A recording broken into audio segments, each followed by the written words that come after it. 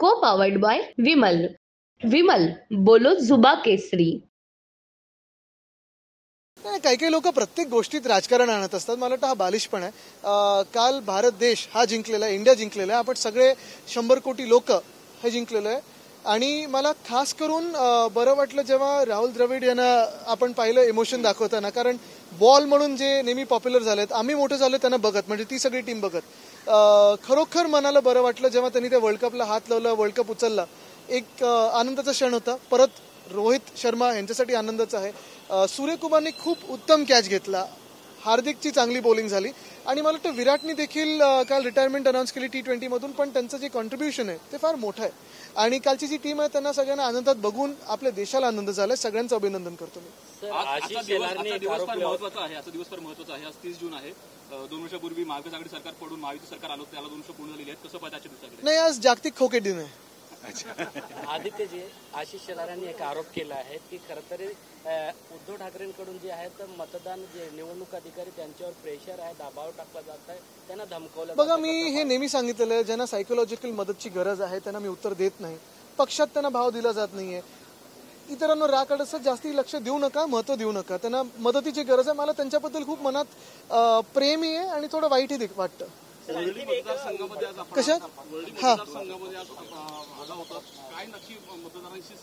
अरे माझ्या मतदारसंघात फिरतच असतो, त्याच्यात वेगळं काहीच नाहीये. नाही, आम्ही अर्थात अरविंद सावंत साहेब जिंकून आल्यानंतर आम्ही आमच्या मतदारसंघात म्हणजे वरळी असेल, इतर दक्षिण मुंबईत आम्ही मतदारांचे आणि सगळ्याच मतदारसंघात आभार मानत आहोत. आणि ते आम्ही सगळ्या महाराष्ट्रात आता करू तो दौरा. मुख्यमंत्र्यांनी फेसबुक पोस्ट केलेली आहे. त्यांचं म्हणणं की 2 वर्षापूर्वी घेतलेला निर्णय हा आमचा योग्यच होता. तर 3 मधून नक्की मुख्यमंत्री कोण? आणि एक घटनाबाह्य मुख्यमंत्री 2 हाफ DCM मधून. मला वाटतं आज जागतिक खोके आणि धोके दिन हा जो साजरा होत आहे, निर्लज्जपणाने साजरा होत आहे. जे निर्लज्ज असतील ते साजरा करतील.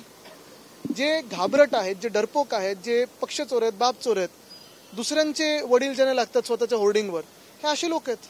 ह्यांना काय बोलायचं? शिवसेना उद्धव बाळासाहेब ठाकरे या पक्षाने मतदान यादीत घोळ केला आहे. एका मतदारसंघात जवळपास 40,000 हिंदूंची नावं जी आहेत ती गायब असल्याचा आरोप जो आहे तो आशिष शेलार यांचा. बघा, ज्यांना मी सतत सांगतो की ज्यांना खरोखर सायकोलॉजिकल हेल्पची गरज आहे, मदतीची गरज आहे, काउन्सिलिंगची गरज आहे, त्यांना मी उत्तर देत नाही.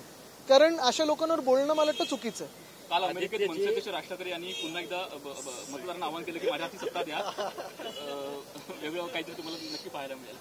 को पावर्ड बाय विमल. विमल बोलो जुबा केसरी.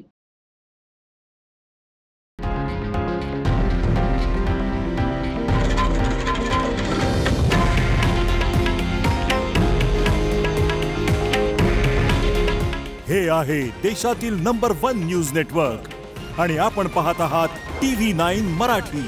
काळजी तुमची, हित महाराष्ट्राचं.